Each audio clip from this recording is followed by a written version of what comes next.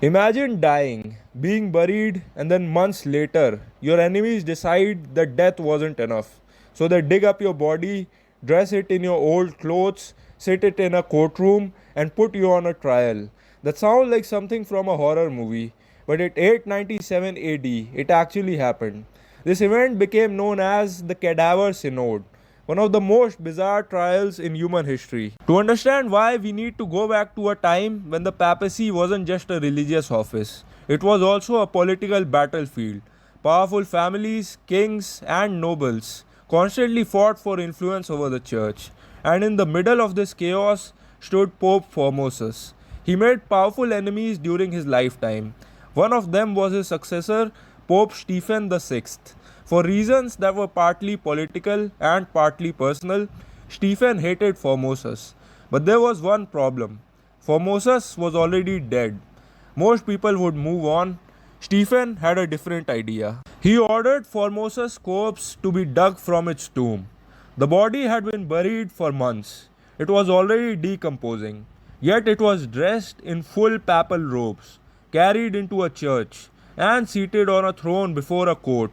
An actual trial began, not symbolically, not as a joke, a real legal proceeding. The corpse was accused of illegally becoming pope and violating church law. Since dead men don't answer questions, a deacon was appointed to speak on behalf of the body. Imagine standing in a courtroom defending a corpse while the Pope himself shouted accusations at it. The entire scene must have looked surreal. A decaying body in royal robes, judges, clergy, and witnesses, and everyone pretending this was normal. The verdict was never in doubt. The corpse was found guilty. Formosa's papacy was declared invalid. His decisions were overturned. His ordinations were annulled.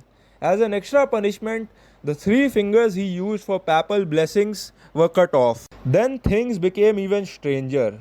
The body was stripped of its robes, dragged through the streets of Rome, and thrown into the Tiber River. A dead pope had been tried, convicted, mutilated, and discarded. But the story didn't end there. The people of Rome were horrified.